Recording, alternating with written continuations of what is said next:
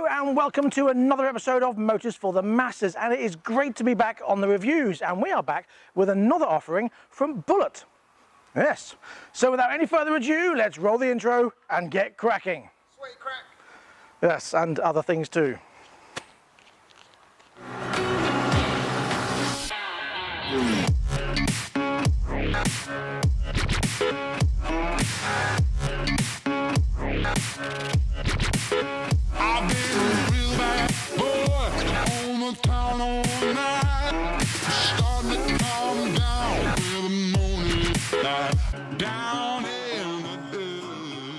Bullit have seated themselves firmly in the market with some fantastic looking and sounding machines. The Bullit Heritage 125 and of course the 50, the Hero 50 and 125, the Bullit Blue Rock 125 and of course the Bullit Blue Rock V-Twin 250. And I have seen some pictures of a bigger CC Bullit Hero. There'll be more on that in future updates. But for now, we are bringing to you a new offering from Bullit in the shape of a bobber-ish cruiser type thing. I am of course talking about this, the Bullit V-Bob 250.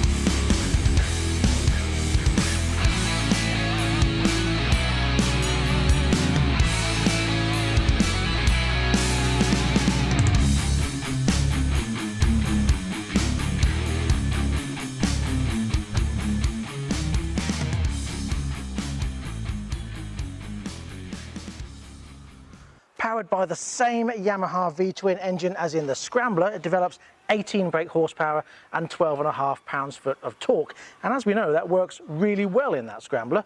So I'm quite keen to discover how it goes in the bobber cruiser thing, the V-Bob.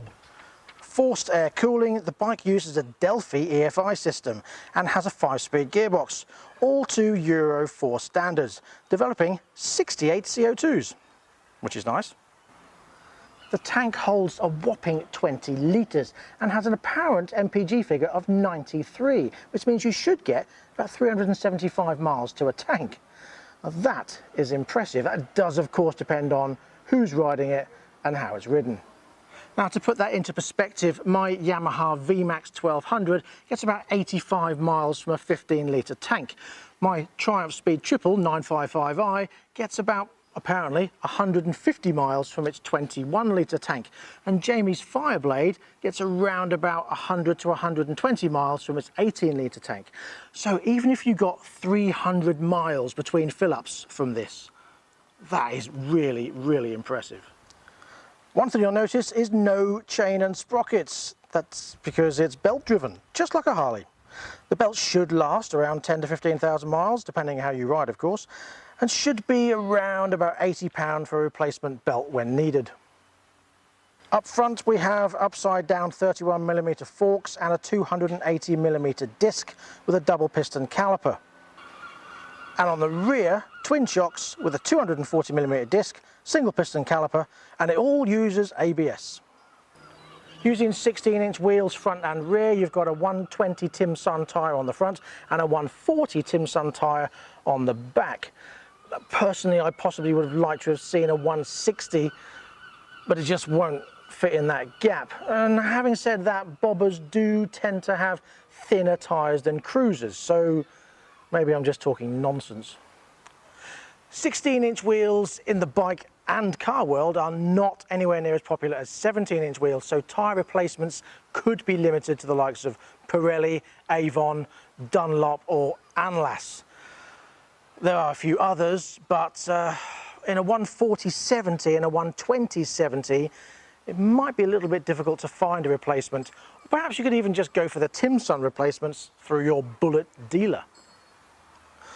The bike is an overall fantastic size at 2.2 meters long, that's very impressive, 920 millimeters wide and just over 1 meter tall, which gives it that massive bike feel with just a 715 millimeter seat height and a weight of only 179 kilos.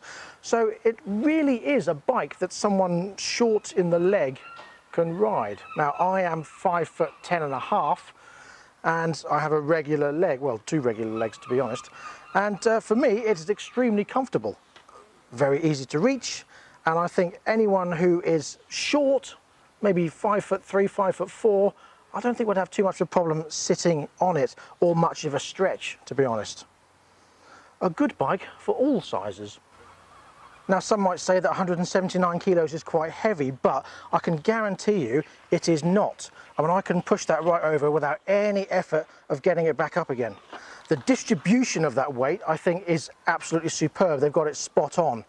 It doesn't feel top heavy in any way and it's really nice to ride. It's, what's the word I'm looking for? Simple, that's it, it's simple. So then let's start it up and take it out for a ride, and then we'll come back and discuss that ride, and then we'll bang out some likes and dislikes.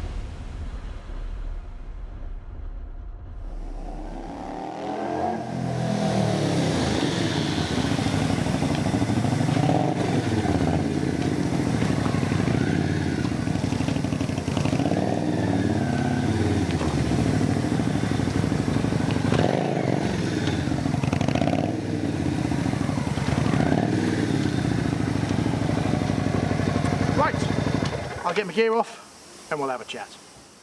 So now we're back, I can tell you exactly how I feel about it. Well, I have to say it is definitely comfortable. It's a very easy seating position. The handlebars are a nice reach. You can tilt them forward if you want to, or back, and then as long as you move the switch gears so you can reach all the buttons all right, then you're okay. Other than that, I like the style. The minimalist style is nice. Although, he's not so keen.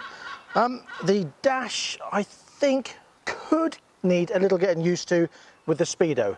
It's not huge, and it's on here on the tank, on this bit here, and you're naturally drawn to looking here for the speedo. So you have got to look down and glance at the speed. It's not a major issue, but it just takes a bit of getting used to. Other than that, no problems at all. Also, on the instrument, in the sun, it can be hard to read the indicator. Other than that, no major issue. It's very comfortable, it's very smooth, it goes through the gears really easily. And it's not lightning quick, but it pulls really nicely. I think I would say that the Scrambler probably accelerates a little bit quicker, but that might be down to weight.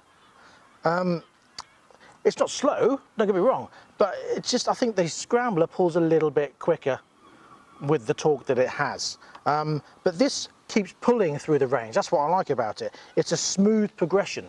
There you go, that's the phrase I'm looking for, a smooth progression. The gear levers are easy to reach. The gear levers, yeah, that too. The clutch lever, easy to reach, very nicely sculpted, very easy to handle. And the mirrors, even though they're small, I can see all the road without seeing half of arm in one of them. Fantastic. I do like the size of this tank. Very nice, very imposing, shall we say. Cornering, no problem at all. It corners very nicely, very smoothly.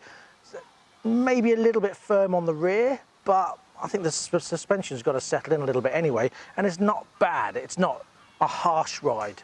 If you go over a bump, it's not a jolt, it's a smooth bump, so you're all good on that front.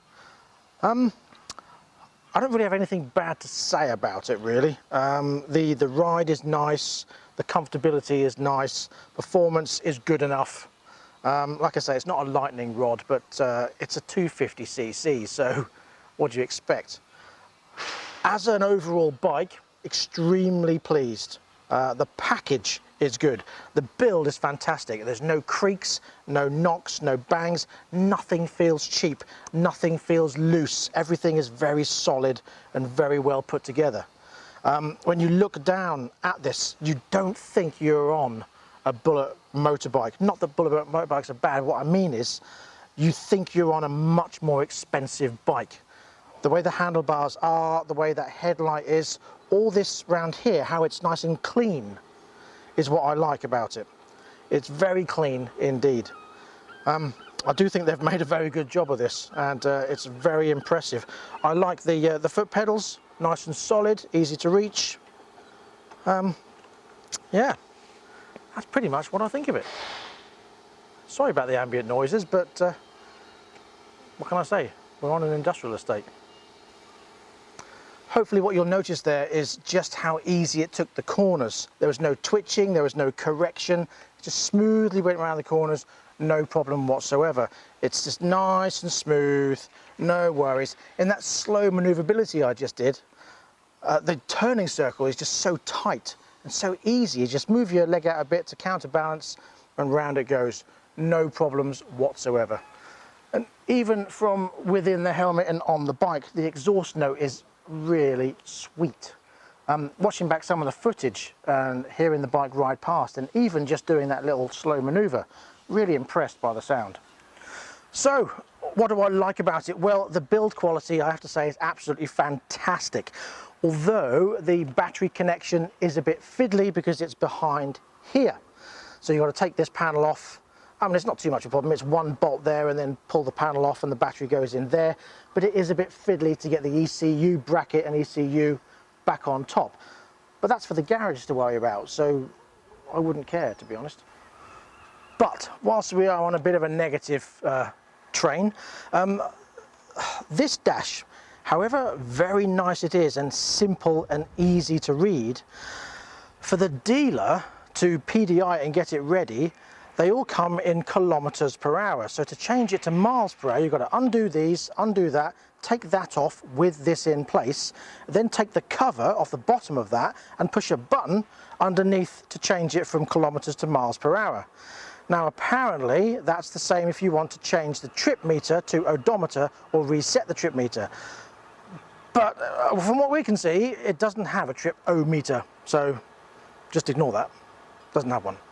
But once again, that's for the garage to deal with and not you, so who cares? Now, I absolutely love the look, the feel, the sound and the ride of this bike. Almost everything, to be honest. It's easy to maneuver at good speeds or slow speeds for that matter. Top speed is around 70, apparently 80, but I didn't find that out. It's got plenty of torquey punch, shall we say, even though it's only got 18 brake horsepower, but it just goes to show just how important torque is, because it really does propel it along swiftly and speedily. Same word, doesn't matter. I've done this take too many times. Move on. The switch gears are very Harley-esque, with the left indicator on this side and the right indicator on that side. Start button there, kill switch, and your horn and lights, just like the Harley has. But also very reminiscent of that from the Keyway Superlight, pictured here.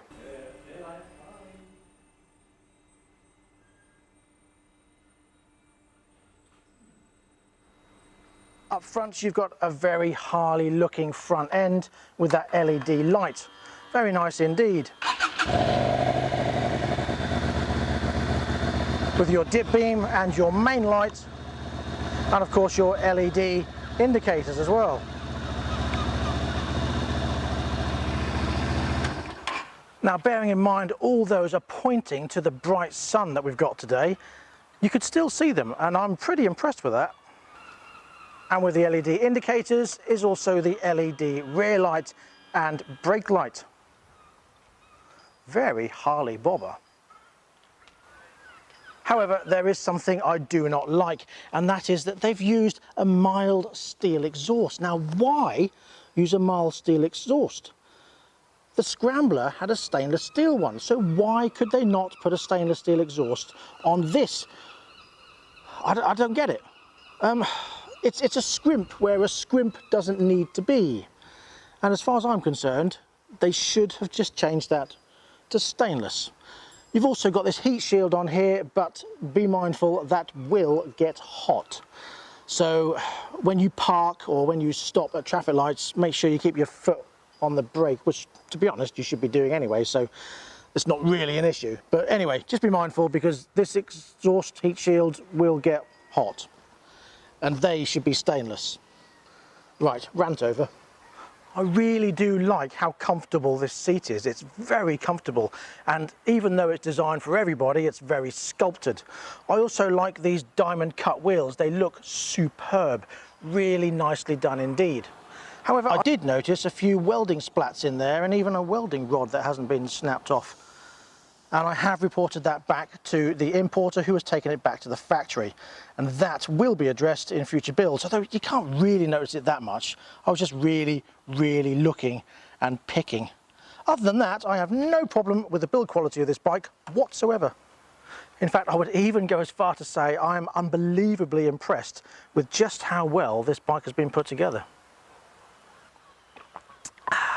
Tea is lovely and refreshing.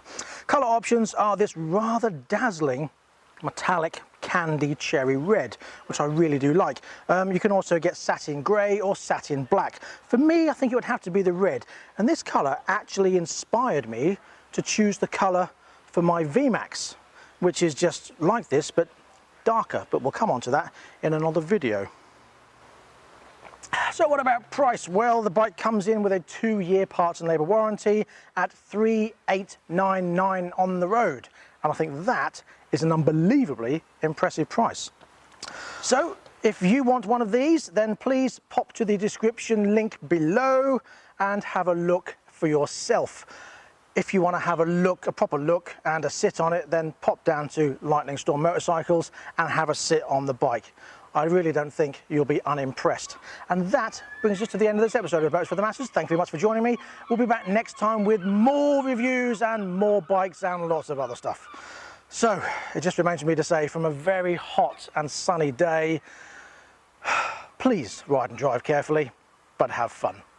Bye-bye.